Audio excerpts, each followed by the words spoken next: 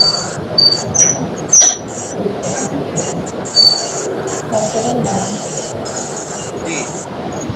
भगवान दास जी स्टार्ट करें।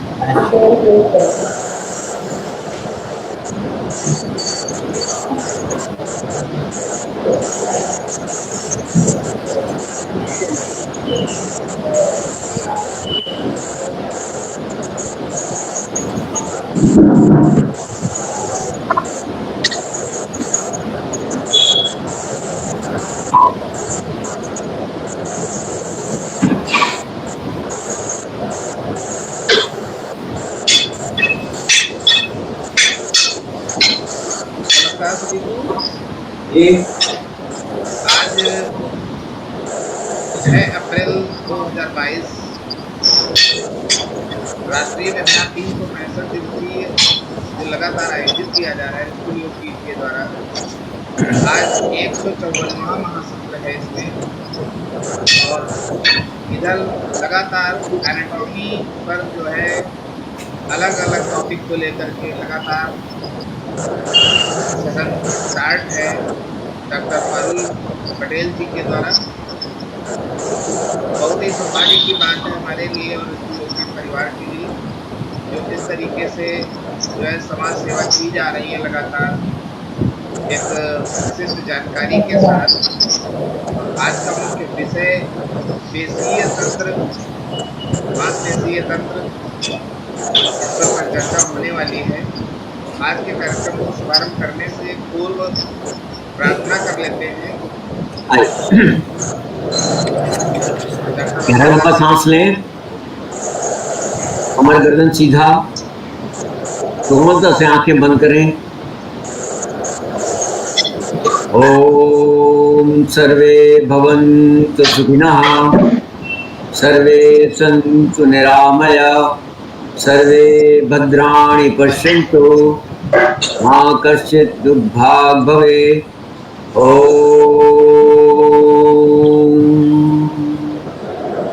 दोनों हथेलियों का घर्षण करें, कोमलता से चेहरे पर स्पर्श करें।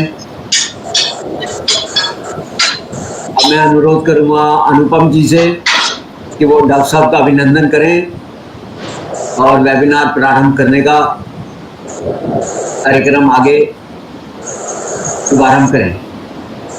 धन्यवाद। प्रणाम। हमारा नाम अनुपम कुमार, बच्चे योग पीठ कोऑर्डिनेटर, और आज के सत्र में एक बार फिर माफी मैडम का बहुत बहुत स्वागत है। और मैडम का आपका टॉपिक है मस्कुलर सिस्टम। तो चलते हैं माफी मैडम के पास और मस्कुलर सिस्टम के बारे में जाने। मैडम आपका आज के सत्र में स्वागत है। वेलकम डॉक्टर साहब। हरिओम सभी को। मैं योग पीठ की तरफ से भगवान दास जी, देवनाथ जी और अनुपम जी का तहे दिल से शुक्रिया अदा करती हूँ कि आपने मुझे इस मंच पर आमंत्रित किया, मुझे इस लायक समझा कि मैं ये सेवा प्रदान कर सकूँ। धन्यवाद। मेरा नाम डॉक्टर पारुल पटेल है। मैं सूरत गुजरात से हूँ और मैंने BA MS किया है with gold medal from Gujarat Ayurveda university Jamnagar से, और मैं एक certified yoga teacher and evaluator हूँ from IYA with 88% of marks. आज मुझे टॉपिक दिया हुआ है मस्कुलर सिस्टम। लगातार हम ये आज 5th हमारा वेबिनार है एनाटॉमी पर, और आज मैं पेशी तंत्र यानी कि मस्कुलर सिस्टम पर आपको कुछ जानकारी देने वाली हूँ। उम्मीद करती हूँ कि सबको ये मदद रूप हो सके। आइए पहले हम समझते हैं कि पेशी तंत्र यानी कि मस्कुलर सिस्टम होता क्या है। तो ये एक्चुअली कंजॉइंट होता है कि जैसे हमारे स्केलेटल सिस्टम होता है, इसी तरह से हमारा मस्कुलर सिस्टम होता है। तो उसको हम कंजॉइंटली स्केलेटो मस्कुलर सिस्टम भी बोलते हैं। लेकिन कल हमने जिस तरह से स्केलेटल सिस्टम के बारे में पढ़ा, इस तरह से आज हम मस्कुलर सिस्टम के बारे में समझेंगे। दोनों कोलैटरल उसका स्टडी होता है, लेकिन आज हम उसको बाइफरकेट करके करेंगे और देखेंगे कि दोनों में क्या साम्यता है और किस तरह से वो एक दूसरे के साथ रिलेट करते हैं। तो आइए पहले हम उसका परिभाषा देखते हैं, डेफिनेशन, उसको क्या बोलते हैं।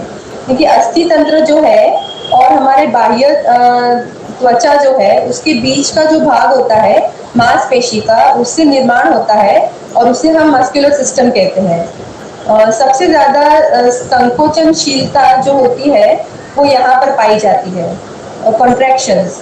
इसी वजह से मस्कुलर सिस्टम जो है वो पूरा मांसपेशियों से बना हुआ होता है। अभी इसका कार्य क्या है? इसका कार्य में हम देखते हैं कि मूवमेंट यानी कि हमारे बॉडी में जो हलन चलन होता है वो पूरा मस्कुलर सिस्टम की वजह से होता है। और लोकोमोशन यानी कि एक जगह से दूसरी जगह पर बॉडी का ट्रांसफॉर्मेशन, तो वो प्रदान करता है। हमारे शरीर में मस्कुलर सिस्टम जो है वो ऊष्मा प्रदान करता है, हमारे बॉडी को रक्षा प्रदान करता है, कवर करता है, वो हमारे बॉडी को पूरा आवरण देता है। और अगर हमारी बॉडी में हम समझें कि मस्कुलर सिस्टम न हो तो हम कैसे दिखें, तो हम भूत की तरह दिखेंगे। अगर मस्कुलर सिस्टम नहीं होगा तो हम भूत की तरह दिखेंगे। और ये जो हमारे इंटरनल ऑर्गन्स होते हैं उसका भी निर्माण करता है और उसको भी प्रोटेक्शन देता है। आइए हम उसके बारे में और आगे और समझते हैं कि वो किस तरह से बना हुआ होता है। तो जब बच्चा जो भ्रूण होता है यानी कि जो मदर के जो वूम में होता है वो भ्रूण में होता है, तो उसमें लेयर्स होते हैं। तो उसका जो मीसोडर्म होता है वहां से हमारी मांसपेशियों का निर्माण होता है और सारी मांसपेशियों का निर्माण मीसोडर्म से ही होता है। लेकिन एक अपवाद रूप है यानी कि एक्सेप्शनल केस है कि हमारे आंख की जो मांसपेशियां होती है, सीलियरी मसल्स बोलते हैं हम उसको, उसका निर्माण आउट ऑफ वे होता है, वो एक्टोडर्म से होता है, वो मीसोडर्म से नहीं होता। तो कई बार एग्जाम में पूछा जाता है क्योंकि ये आउट ऑफ वे होता है। तो मेन जब उसका प्रोडक्ट मतलब जो उसका इनिशियल स्टेज से उसका जो निर्माण होता है वो मीसोडर्म से होता है और सीलियरी मसल्स का जो होता है वो एक्टोडर्म से होता है। अभी क्या होता है कि जब हमारा बॉडी हम यूजुअली जब हम योग करते हैं, जब हम आसन करते हैं तो हमारा मस्कुलर सिस्टम ज़्यादा इन्वॉल्व होता है, हम मसल्स को ज़्यादा इन्वॉल्व करते हैं उसके अंदर। तो हम पहले दिन योग करते हैं, दूसरे दिन करते हैं, तीसरे दिन करते हैं, लगातार 3-4 दिन करते हैं तो हमारा बॉडी थक जाता है, वहाँ पर फटीग हो जाता है। फटीग यानी कि ऐसी थकान जो कार्य किए बिना थक जाते हैं, उसको फटीग बोला जाता है। तो उसमें क्या होता है कि हमारा जो मसल्स होता है वो एक प्रकार का सब्सटेंस रिलीज करता है, उसे लैक्टिक एसिड बोलते हैं। जब वो लैक्टिक एसिड रिलीज होता है तो हमें पेन होता है यानी हम थक जाते हैं। कई बार ये भी एग्जाम में पूछा जाता है कि वो कौन सा सब्सटेंस रिलीज होता है जब हम संकोचन की क्रिया, जब हम आसन प्राणायाम करते हैं। बेसिकली आसन में होता है और सूक्ष्म व्यायाम और स्थूल व्यायाम में, और जब हम सूर्य नमस्कार करते हैं तो ये लैक्टिक एसिड रिलीज होता है। अभी इसको वापस जब नॉर्मल करने के लिए हम क्या करेंगे कि उसमें एक नमक, अगर गर्म पानी के अंदर हम नमक डाल के उसके अंदर हम सिकाई करते हैं तो ये लेवल वापस डाउन हो जाता है उसका, और हमारी जो थकान है वो दूर हो जाती है। उसके लिए हमें कोई पेन किलर लेने की जरूरत नहीं होती है। तो ये एक योग के साथ रिलेटेड बात है जो हमें समझने की जरूरत होती है, क्योंकि हमारे पास जब नए साधक जुड़ते हैं तो उन्हें ये तकलीफ अवश्य होती है कि वो 2-3 दिन करते हैं, आके तुरंत बोलते हैं कि हम पहले नहीं थकते थे लेकिन अभी हम योग से जुड़े हैं, हम एक्सरसाइज करते हैं तो हम थक जाते हैं। लेकिन उनको समझाना है कि ये लैक्टिक एसिड रिलीज हो रहा है और वो कुछ दिन के लिए होगा और फिर वो वापस नॉर्मल हो जाएगा। उसके बाद फिर आपको पेन नहीं होने वाला। तो पेन किलर लेने की जरूरत नहीं होती है हमें, और सिर्फ हमें नमक के पानी में, अगर हम गर्म पानी में नमक वाला पानी डालकर उसमें हम सेकाई करते हैं तो वो चला जाता है। इसके बाद हम बात करते हैं कि थोड़े उसकी टर्मिनोलॉजीज कि जब हम किसी भी कार्य के साथ कोई स्पोर्ट रिलेटेड पर्सन होता है तो उसको different type of muscular diseases होती है, हमको अलग टाइप की होती है। तो वहाँ पर कौन सी चीज़ें, छोटी छोटी चीज़ें जो होती है इन्वॉल्व होती है, और हमें वो सारी चीज़ें पता होनी चाहिए कि जब हम योग से रिलेटेड हैं। तो हम बात करते हैं पहले कि हमारा जो मसल होता है उसका जुड़ाव किस किस के साथ होता है और वो किस किस के साथ जुड़ा होने से उसके क्या नाम दिए जाते हैं। तो सबसे पहले बात करते हैं हम कि हमारा जो मसल है वो अगर बोन से जुड़ता है तो वो एक प्रकार की टेंडन होती है वहाँ पर, यानी कि मसल का ही पार्ट होता है, वो आगे जाके पतला हो जाता है तो उसको हम टेंडन बोलते हैं। टेंडन जो होता है वो एक कनेक्टिव टिश्यू होता है, यानी कि वो एक ऑर्गन को दूसरे एक टिश्यू को दूसरे टिश्यू के साथ जोड़ता है। वो व्हाइट कलर का सब्सटेंस होता है और वो हमारा जो होता है उसको हम इलास्टिक होता है, यानी कि उसमें इलास्टिसिटी ज्यादा नहीं होती है। और इसी वजह से जब उसमें कोई भी गड़बड़ी आती है ना तो वहां पर हमें स्ट्रेन हो जाता है, STRAIN, स्ट्रेन। टेंडन का T और स्ट्रेन का T हम इस तरह से याद रखेंगे, क्योंकि स्प्रेन चीज अलग है और स्ट्रेन चीज अलग है, दोनों की समझने में भी उसकी इटियोलॉजी डिफरेंट है और उसकी ट्रीटमेंट भी डिफरेंट है। जब टेंडन के साथ रिलेटेड होंगे तो उसको हम स्ट्रेन बोलेंगे, STRAIN, टेंडन T, यहाँ पर स्ट्रेन T, इस तरह से याद रखेंगे। तो यहाँ पर हमें स्ट्रेन हो जाता है। तो जब टेंडन में कुछ गड़बड़ी होती है, जब हम एक्सरसाइज ज्यादा हो जाती है कभी, या हम कोई मसल्स को ज्यादा खींच लेते हैं, तो वहां पर हमें स्ट्रेन हो जाता है और वहां पर हमें पेन किलर्स की जरूरत पड़ती है। तो वो हम नॉर्मल पेन किलर दे सकते हैं पेशेंट्स को, यानी हमारे जो साधक होते हैं उनको। दूसरा आता है कि हमारा जो बोन होता है, वो बोन और बोन के बीच में जब कनेक्शन होता है तो वो वहां पर लिगामेंट्स इन्वॉल्व होती है। तो लिगामेंट्स भी एक कनेक्टिव टिश्यू है, लेकिन वो येलो कलर की होती है। तो हम जब एनाटॉमी पढ़ते हैं, हम जब कोई डिसेक्शन करते हैं, तो जो वाइट वाला होता है वो पार्ट हमारा टेंडन होता है और जो येलो वाला पार्ट होता है वो लिगामेंट होता है। कई बार ये क्वेश्चन पूछा जाता है एग्जाम में कि लिगामेंट और टेंडन में क्या फर्क होता है। तो टेंडन जो होती है वो इलास्टिक होती है और उसमें क्या होता है, स्थितिस्थापकता ज्यादा होती है, वो खिंचाव अच्छे से करती है। तो वहां पर टेंडन को हम लंबा खींच सकते हैं, उसमें कोई प्रॉब्लम नहीं होता है। और वो येलो कलर की होती है और उसमें गड़बड़ी हो जाती है तो उसको हम स्प्रेन बोलते हैं, स्प्रेन, SPRAIN। यहाँ पर T नहीं आएगा, वहां पर जो टेंडन था उसमें T था। यहाँ पर बोन टू बोन है, उसमें लिगामेंट आएगा और वहां पर जो प्रॉब्लम आती है हम उसको स्प्रेन बोलते हैं। दूसरा है हमारा मसल टू मसल जो जुड़ाव होता है उसको हम सेलेक्सॉन बोलते हैं, SELEXON, सेलेक्सॉन। ये इस तरह की 3 टर्मिनोलॉजीज होती है जो मसल के साथ इन्वॉल्व होती है। वापस मैं एक बार समझा देती हूँ। मसल टू बोन होता है वो टेंडन होता है, उसमें जो प्रॉब्लम होता है उसे स्ट्रेन बोलते हैं। बोन टू बोन होता है उसे हम लिगामेंट बोलते हैं और वहां पर जो प्रॉब्लम आती है उसे स्प्रेन बोलते हैं। और मसल टू मसल होता है उसे सेलेक्सॉन बोलते हैं। आइए अभी हम आगे बात करते हैं कि मसल्स कितने प्रकार के होते हैं। तो अगर हम नंबर वाइज गिनते हैं तो टोटल नंबर ऑफ जो मसल्स हमारी बॉडी में पाए जाते हैं वो है 639। उसको भी याद करना बहुत सिंपल है, 6 + 3 = 9। तो 6 और 3, 639 टोटल हमारी बॉडी के अंदर जो मसल की काउंटिंग अगर हम करते हैं तो वो 639 है। इसी तरह से हम याद रखेंगे 6 + 3 = 9। आगे चलते हैं टाइप्स, यानी कितने प्रकार के मसल्स होते हैं। तो टोटल हमारी बॉडी में 3 प्रकार के मसल्स होते हैं। बेसिकली तो 2 ही होते हैं, लेकिन वो एक स्पेशल प्रकार का दिया हुआ है, वो हम आगे डिस्कस करेंगे। लेकिन सबसे पहला जो हम देखेंगे वो है वॉलंटरी मसल्स। वॉलंटरी यानी कि ऐच्छिक, तो जो हम हमारी इच्छा के अनुसार कर सकते हैं, जिसमें हम क्रियाएं हमारी इच्छा के अनुसार कर सकते हैं, उसे हम ऐच्छिक बोलते हैं, यानी कि वॉलंटरी मसल्स। तो वॉलंटरी मसल्स में क्या आएंगे, तो अभी हम जैसे हम अपने नॉर्मल हिसाब से सोचते हैं तो हम हाथ पैर को अपनी इच्छा के हिसाब से हिलाते हैं, तो उसके अंदर जो मसल्स इन्वॉल्व होंगे वो सारे स्केलेटल मसल्स होंगे, क्योंकि वो हमारी इच्छा के अनुसार हम हाथ ऊपर नीचे करते हैं, नीचे झुकते हैं, हमारी इच्छा होती है तब हम उसे मोड़ लेते हैं। तो वो सारी जो मसल्स स्केलेटल होते हैं वो सारे वॉलंटरी मसल्स होते हैं, यानी कि हमारी इच्छा के अनुसार होते हैं। तो जब हमारी चेता तंत्र यानी कि हम सतेज अवस्था में होते हैं तो जो कार्यरत होते हैं मसल्स उसे हम वॉलंटरी मसल्स बोलते हैं। और इसका जो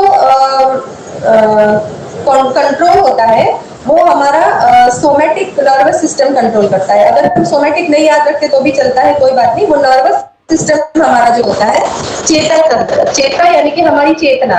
तो जब हम चेतन अवस्था में होते हैं और जो हम मसल्स को आगे पीछे करते हैं उसे हम वॉलंटरी मसल्स बोलेंगे। जब हम कोमा में चले जाते हैं तो हमारी चेतना 0 हो जाती है, तो वहां पर वो मसल्स इन्वॉल्व नहीं होते। इतनी सिंपल सी बात है। तो उसको हम वॉलंटरी मसल्स बोलते हैं कि जहां पर हम अपनी इच्छा के अनुसार उसको जैसे परिवर्तित करना चाहे हम कर सकते हैं।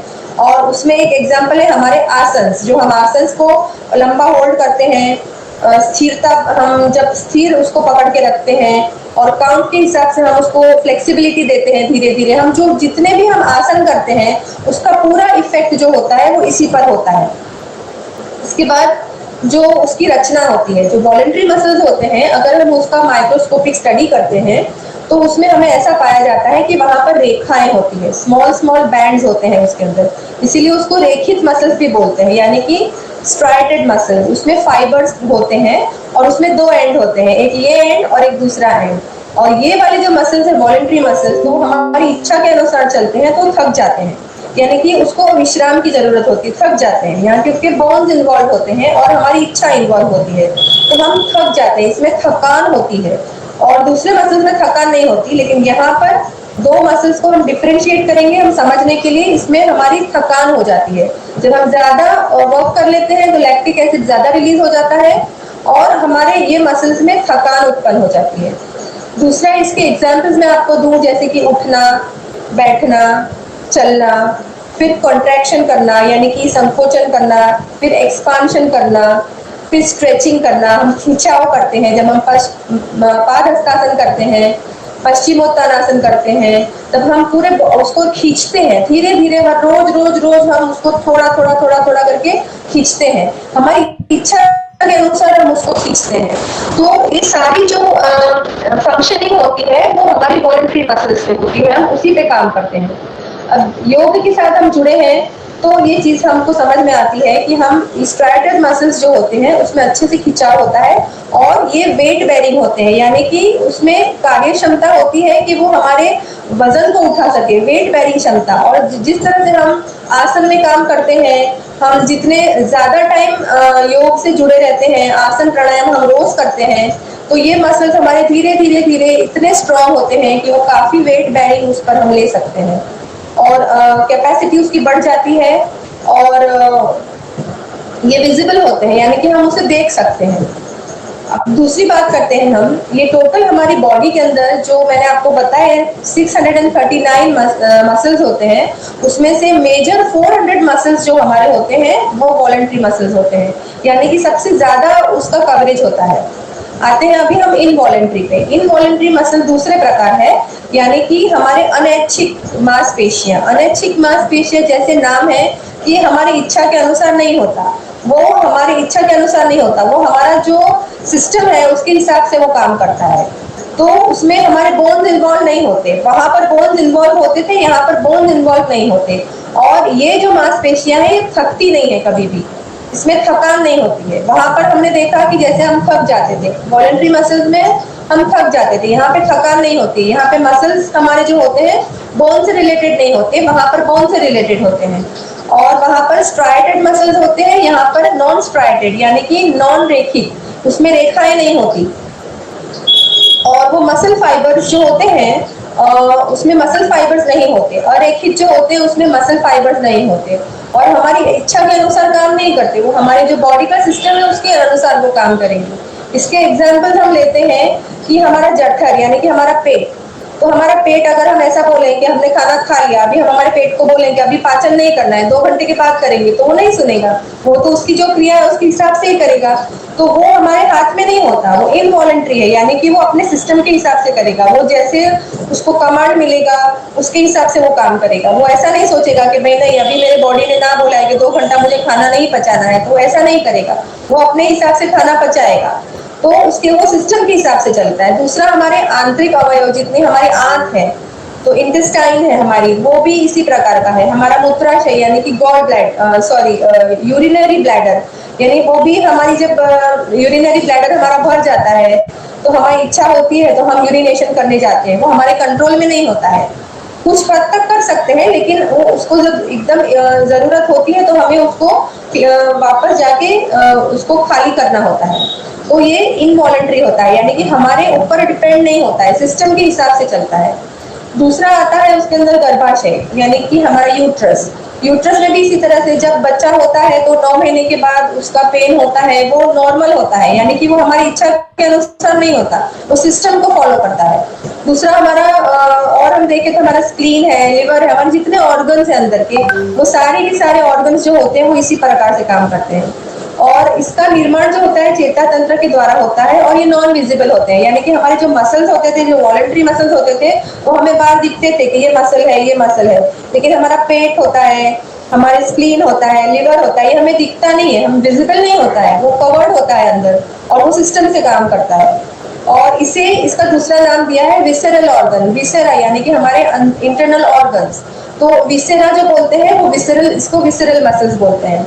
और जब नॉर्मल सी बात है कि जब कोई किसी का पोस्टमार्टम होता है तो ये विसेरास जो होते हैं ना उसका स्टडी करते हैं। तो विसेरास जो होते हैं वो सिस्टम के हिसाब से होता है। तो अगर किसी ने किसी को जानबूझ के मार दिया है या किसी को जहर दे दिया है या बाय मिस्टेक खाने में आ गए है कुछ चीज, तो वहाँ वो चीज सब खुल जाती है बाहर।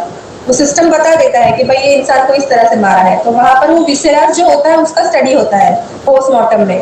तो ये हमारे इसको विसेरा बोलते हैं, विसरल मसल्स यानी कि इनवॉलंटरी मसल्स होते हैं। और वो आगे मैंने आपको बताया जो वॉलंटरी मसल्स होते हैं उसको हम स्केलेटल मसल्स बोलते हैं। ये दो तो हमें इजीली समझ में आ जाते हैं। अभी एक तीसरा प्रकार है। तीसरा प्रकार जो है उसका नाम है कार्डियक मसल्स। कार्डियक मसल्स जो हैं वो एक स्पेशल क्वालिटी से बने हुए होते हैं, स्पेशल उसको एम्फेसिस दिया हुआ होता है। और वो बहुत बहुत यानी कि भगवान ने उसको जो हम बोलते हैं ना अद्भुत रचना, यानी कि जब वही भाव आ जाता है अहम ब्रह्मास्मि की, ये सारी चीजें जो सिस्टम से चल रही है लेकिन ये एक चीज को भगवान ने स्पेशल सिस्टम से बनाया है जहां पर हमारे जो नॉर्मल सिस्टम है वो काम नहीं करती। हम अगर सोचे कि ये हमने सिस्टम पढ़ा है इसके हिसाब से ही चल रहा है, लेकिन यहाँ पर ये हटके होता है, थोड़ा अपवाद रूप होता है। तो इसमें क्या अपवाद होता है कि कार्डियक मसल्स जो हमारे होते हैं वो इनवॉलंटरी होते हैं, यानी कि हमारे हाथ में उसका कुछ नहीं होता है। लेकिन जैसे मैंने आपको बताया कि वो थकते नहीं है कभी भी। क्यों नहीं थकते? क्योंकि उसको हार्ट की जो मसल्स हैं उसको जीवन पर्यंत उसको काम करना होता है। उसको 24 आवर्स 365 डेज उसको काम करना है। लाइफ हमारी जहाँ जब हमने सांस लिया और हमने सांस छोड़ा तब तक वो कार्यरत रहते हैं, वो कभी भी थकते नहीं। और वो थक जाते हैं उसको पेक्टोरेट जब एंजाइना बोलते हैं तो वो मसल्स में स्ट्रेन आता है और उसकी वजह से वहां पर गड़बड़ी होती है और फिर हार्ट अटैक के प्रॉब्लम्स होते हैं। तो ये जो कार्डियक मसल्स हैं ये इसको हृदय पेशी बोलते हैं।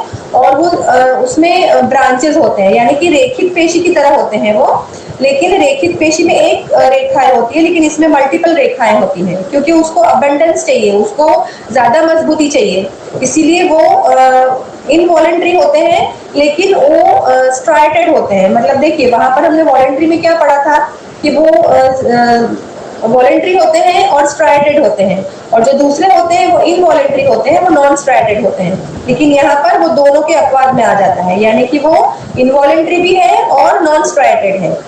तो ये स्पेशल प्रकार से उसको बनाया जाता है। जब इस प्रकार से हम सोचते हैं तो हम सोचते हैं कि हाँ भगवान ने इसको कैसे अलग रखा है, मतलब उसको कुछ ज्यादा दिया है। जैसे कि एक बड़ा बच्चा है एक छोटा बच्चा है तो हम छोटे बच्चे को ज्यादा ध्यान रखते हैं, बड़ा बच्चा पता है वो कर लेगा, लेकिन छोटे बच्चे को हम ज्यादा प्यार करते हैं, ज्यादा एम्फेसिस देते हैं उसको। इसी तरह से हार्ट को भी दूसरे ऑर्गन से डिफरेंटली रिलेट किया है।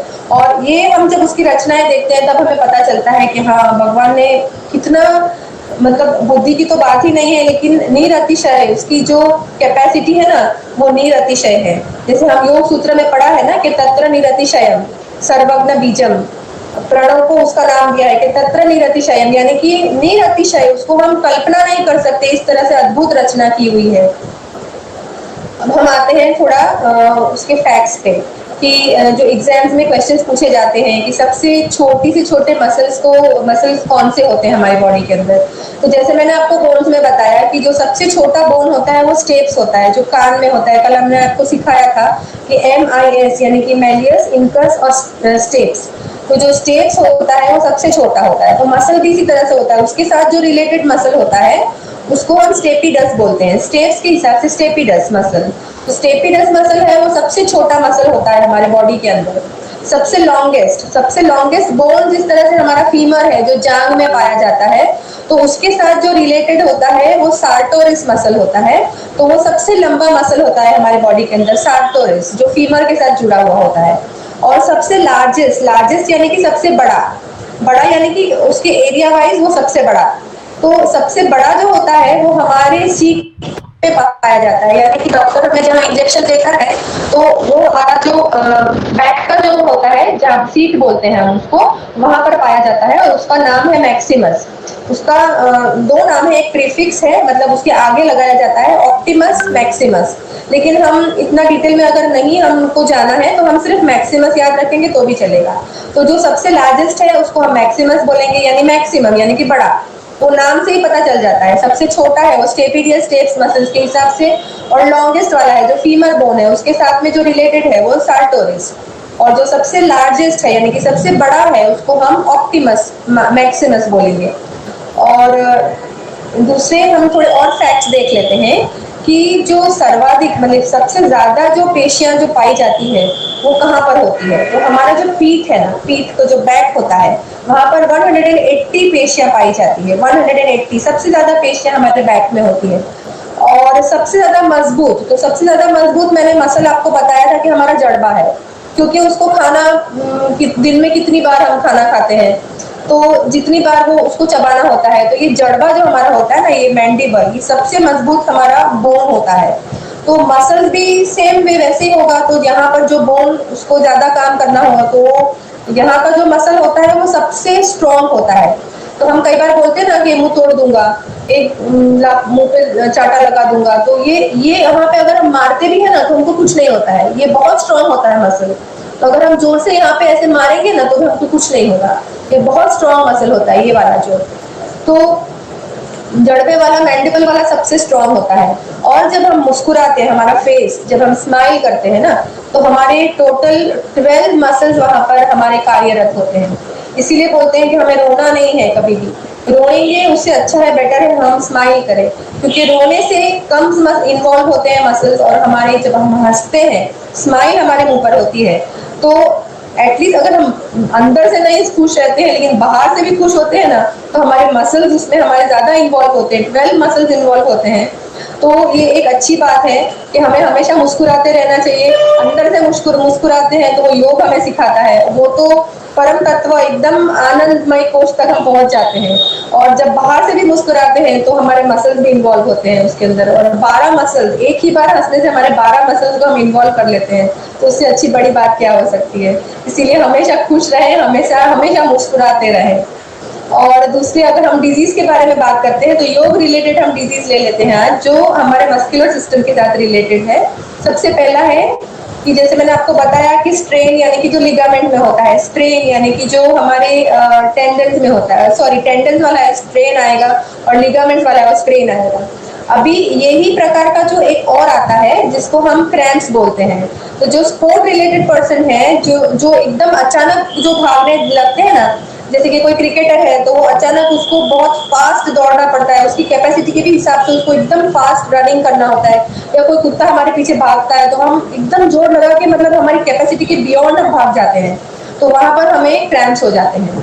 और दूसरा है कि विटामिन B12 डेफिशिएंसी की वजह से भी कभी कभी हमारे लेग्स में क्रैम्प्स आते हैं। तो जब हम विटामिन B12 की डेफिशिएंसी को पूर्ण करते हैं, टैबलेट्स ले लेते हैं, तो क्रैम्प्स चले जाते हैं हमारे। तो ये 2-3 रिलेटेड है हुए। और उसके बाद आते हैं हमारी एक जो टेंडन्स होती है ना, वो टेंडन्स में इलास्टिसिटी होती है थोड़ी बहुत, तो वो थोड़ी बहुत तो खींचते हैं, लेकिन कभी कभी टेंडन्स में सूजन आ जाती है, तो हम उसको टेंडिनाइटिस बोलते हैं। जैसे मैंने आपको कल बताया था, उसके पीछे IS लग जाएगा तो इन्फ्लेमेशन हो जाती है, तो टेंडन में लग जाएगा तो टेंडिनाइटिस। तो टेंडिनाइटिस होती है तो फिर वो थोड़ा लंबा प्रोसीजर होता है, फिर आपको ऑर्थोपेडिक के पास जाना पड़ता है और उसकी थोड़ी ट्रीटमेंट करवानी पड़ती है, और कभी कभी उसमें सर्जरीज भी करवानी पड़ती है। अगर उसमें ज्यादा इन्वॉल्वमेंट हो जाता है तो फिर हमको सर्जरीज भी करवानी पड़ती है। और एक दूसरा वाला जो मेजर जो क्या बोलेंगे इमरजेंसी वाला जो रोग आता है उसको हम लकवा बोलते हैं, अंगघात यानी कि पैरालिसिस। तो वो उसमें काफी सारे मसल्स इन्वॉल्व हो जाते हैं और वो एक काफी गंभीर रोग होता है, और भगवान न करे किसी को हो। और अगर हम योग से रिलेटेड, योग से जुड़े रहते हैं, तो ये सारी डिजीजेस हमें नहीं होती है। और इसी के साथ मैं आज अपना लेक्चर को विराम दूंगी, और हमेशा हंसते रहें, मुस्कुराते रहें, और सब इसी तरह से खुशी खुशी जिए। धन्यवाद सर।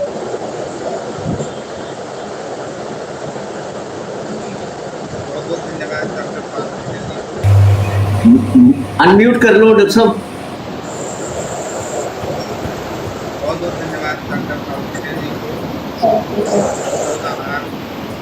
आज लगातार 5वां महासत्र, ये भी एक हमारे राष्ट्रीय वेबिनार 365 में एक इतिहास रचा जा रहा है, जो एक वक्ता लगातार समय दे रहा है हमारे इस वेबिनार पर, और क्रमवार नए नए टॉपिक एनाटॉमी पर जो मेडिकल लेवल पर बहुत ही आवश्यक है, ज़रूरतमंद है, ऐसी जानकारी जो कॉम्पिटिटिव स्टूडेंट्स के लिए भी लाभदायक है, साथ में जो जनरल जानकारी भी जीके तौर पे भी जानना चाहते हैं तो उनके लिए बहुत अच्छा है। योगियों के लिए भी जरूरी है, क्योंकि योग और प्राकृतिक चिकित्सा या किसी भी थेरेपी की तरफ से जब कैंडिडेट है, स्टूडेंट है, उसके लिए हर तरीके से लाभदायक आपके मास्टर है। तो बहुत ही सराहनीय, कहने के लिए मेरे पास शब्द नहीं है, क्योंकि पूरा फुल इसमें जैसा कि डॉक्टर साहब ने बोला कि हमारे पेशेंट्स बैठे रहते हैं और हम सब ले रहे होते हैं, तो ये तो एक बहुत ही कह सकते हैं कि सराहनीय और धन्यवाद के लिए आप जो है मतलब कार्य कर रहे हैं। मगर ये भी महासत्र के जरिए भी न जाने किस किस के बाद में वीडियो पूछेगा, जिनको जानकारी मिलेगी किस प्रकार ये भी काम है। और मैं आशा करता हूँ कि इस तरीके से हमारा सफर लगातार चलेगा, और आप जैसे ही इस तरीके से करते रहेंगे तो बिल्कुल हमारा ये राष्ट्रीय वेबिनार सफल होगा। और इसी के साथ मैं मतलब आगे कुमार जी के पास धन्यवाद प्रेषित करें। साथ ही जो है डॉक्टर भगवान दास जी शांति प्रार्थना किया।